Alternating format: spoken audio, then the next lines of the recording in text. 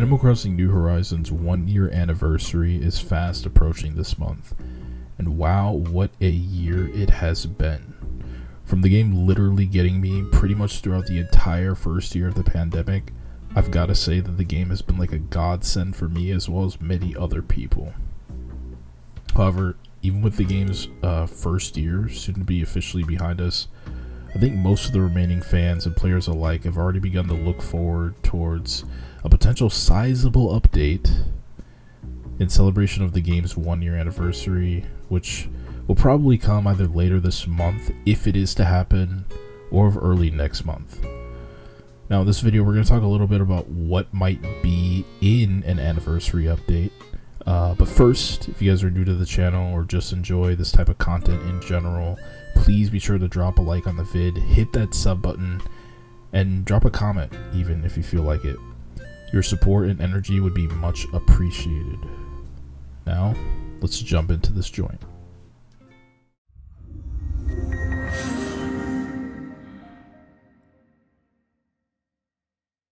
So 2021 so far has already been pretty eventful for New Horizons in terms of content updates. As so far the game has received at least one content update per month since the beginning of the year, which is much more speedy of a pace than what we've been used to from last year. With the latest update being the Mario Day content, along with some small scale, some other small scale holiday stuff, holiday items. The next major update is set to be the Sanrio update, releasing just a few days before the game's official 1 year anniversary. Now, Nintendo has already revealed to us that the Sanrio villagers from New Leaf would be returning, as well as their beloved items, but as far as what else we can expect in that update, if anything, it's pretty much all speculation at this point, which pretty much leads me to the meat and potatoes of this whole thing. Are they planning an anniversary update? Well, while I'm more on the skeptical side, I guess you could say, of such an update being in the works, I would like to share what I think would be included in such an update if it were in fact to come. So being an anniversary update, I'd expect it to act as more of a small scale expansion for the game, like a sort of intro to into the beginning of the 2021 content rollout for New Horizons. I think I touched on this in my last video, but unlike in 2020, during the New Horizons Direct that we received back in February, where we were shown a content roadmap for the game, this time around, or this year at least, we're a bit left in the dark when it comes to content drops this year, at least when it comes to a more organized fashion content drops. After all, we've known about both Festival and the Mario updates since last year. I think we learned about the Mario update since like mid last year, shortly after the game came out, I think. And then, we've known about Festival was going to be added to the game since the New Horizons Direct.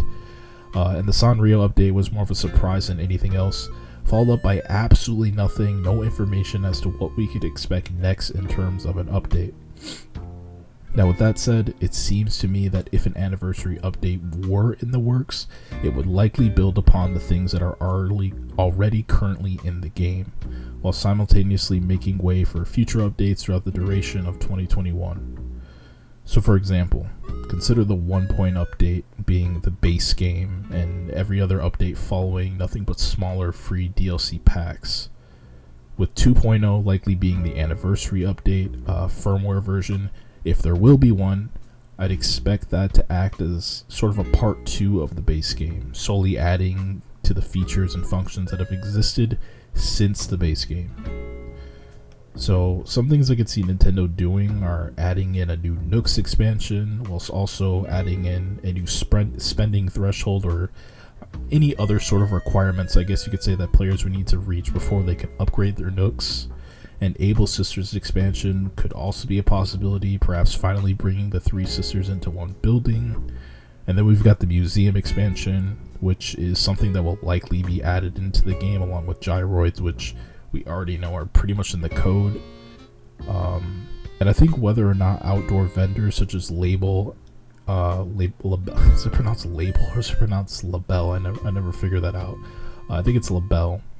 But whether or not, Labelle or Leaf become a part of future store expansions or even get their own buildings, the sort of addition would be much more fitting in an anniversary update, I think, rather than like a seasonal content drop just randomly sometime later throughout the year. So another addition that I would both love and can see returning to the in an anniversary update would be an expansion to the exterior decoration function located at the residence center. So more specifically, like exterior decoration options being added for buildings outside of just our house. Many of you guys who play New Leaf probably already know that we had options to change the style for both the town hall and the train station. Well, the residence center was called the town hall in the past games, but you get the point. And I can definitely see the same sort of function being added in New Horizons for the residence center and airport, and even perhaps more. Who knows? They might let us, I don't know, they might let us customize the museum. They might let us even customize other villagers' houses exterior. Who knows? So the next edition is a smaller one, but I've seen many people hoping it would return, and that's Perfect Fruit. Perfect Fruit is another thing I could definitely see them bring back.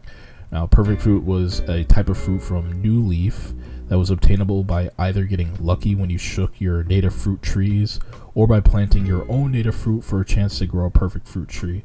I think that watering them with a golden can increased the chances. I don't really remember how it worked. I don't even think I had that many perfect fruit trees, but there are a few ways I think that you can increase the chances of growing a perfect fruit tree.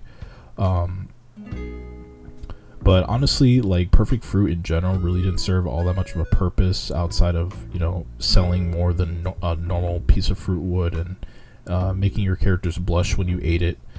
Also, I suppose some villagers ask for them every now and then, but I could see it serving a much bigger purpose in New Horizons with, the DIY recipes and all of that.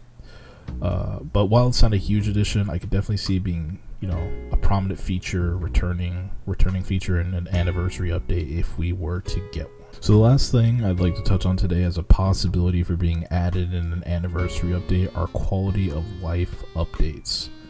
Now, I can go on all day about the type of quality of life changes Nintendo could add into the game, but if I had to list my top 5, they are as follows. Number 1 would be a multi-select function when putting items away into your storage. Yes, I know people would also love to have this be a feature, be a thing when it comes to dropping items as well, but honestly, unless the items were duplicates and Nintendo added a function for you to stack literally any type of duplicate item, I can't really see that being a thing, just because there's always the possibility of not having enough grid space around you to drop things or drop what you like. Number 2, of course, would be able it would be an option to multi-craft. We need this multi-craft option. I feel like we've been wanting this for the longest time. It's just I don't understand how that's not a thing also. I feel like we should have had this feature. So we want to craft multiple of the same items and have enough materials. Boom, we should be able to do it. Nintendo, please give me an option to select a number of how many I want to craft, but only if I have enough materials, only if I have enough pocket space. This would literally save so much time and make crafting in general so much more enjoyable. Now, number three is a huge one, another big one, and that is additional custom design slots, or at least the option to purchase more of them. Seriously, the fact that all of your designs carry over to your other characters with literally no way to increase your slots, it's literally got to be one of the more sloppier things they've done with this game. I feel like a lot of people have complained about this enough online to the point where they'll probably make more additional slots available at some point. I really did think that it would somehow find its way in one of the past few updates, but no dice. Seriously, we're still sitting with, how many is it, 24 design slots?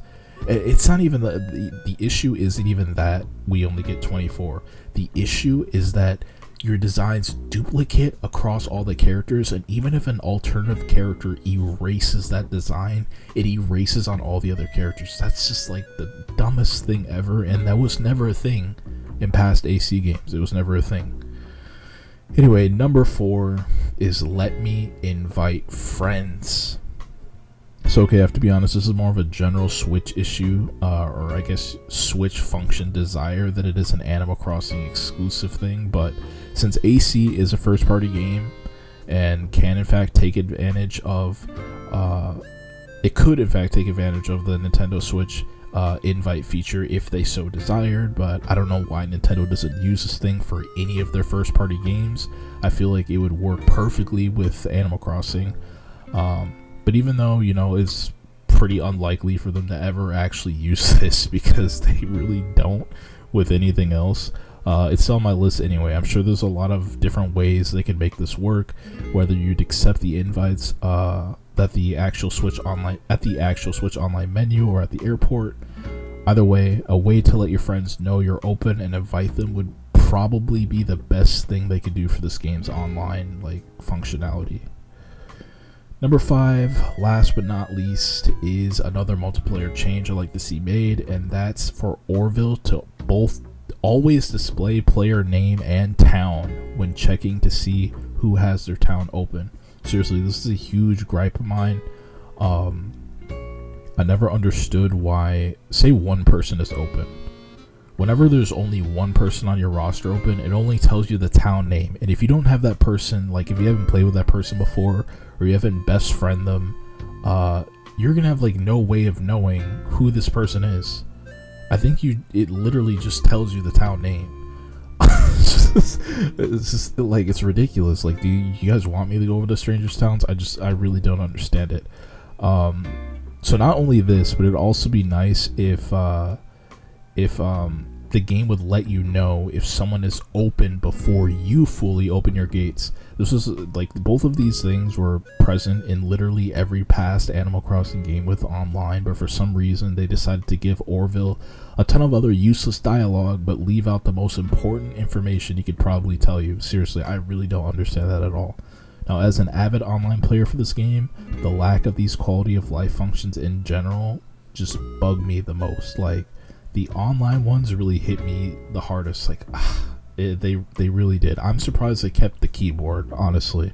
I'm surprised they kept the on-screen keyboard, because it seems like they've done everything wrong with the online in this game, except for making it 8 players and except for keeping the keyboard in.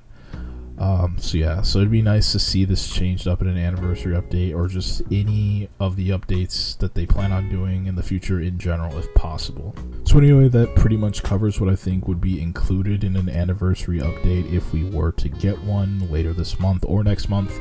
But what do you guys think? We're about a week away from the 20th, and with the Sanrio update launching literally a couple days before the official 1-year anniversary, it'll be interesting to see if we receive, any new information between now and then. I suppose we'll know for sure if Nintendo has another update in store within the next few weeks, depending on if anything is revealed to be a part of the Sanrio update or not. So they could potentially pack in, Buddy Day 2021 with the update, which, because for those who don't know, it still hasn't been patched in yet for this year. Though perhaps it's just time locked, who knows. But either way, it's probably safe to say we'll receive some sort of additional update between the 20th and the first week of April, assuming nothing more is added in with the Sanrio update. That's kind of just, if nothing else is added in with the Sanrio update, we'll for sure get some sort of update or information about what's next, just because of the fact that they still got to patch in Bunny Day. So whether that's going to be whether that's going to be 1.9.5 or 1.9.9, we'll probably get another update or another patch just to get in Bunny Day, and maybe they'll do something for April Fools. Who knows? I have no idea, but hopefully we'll be getting some more content. we'll know for sure. Next week, we'll know for sure. But anyway, that's going to do it for this video. Hopefully you guys enjoyed all the speculation. Let me know what you guys think down in the comments below for sure. What would you guys like to see the most in an anniversary update if we were to get it? I think my next video, I'm probably going to do something that sort of strays away from the possibility of an anniversary update and focus on rather what I think their content roadmap would look like or will look like for 2021,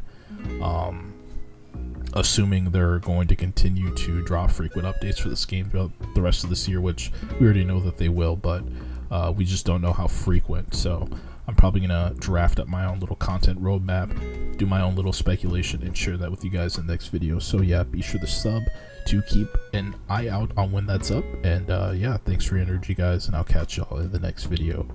Peace out.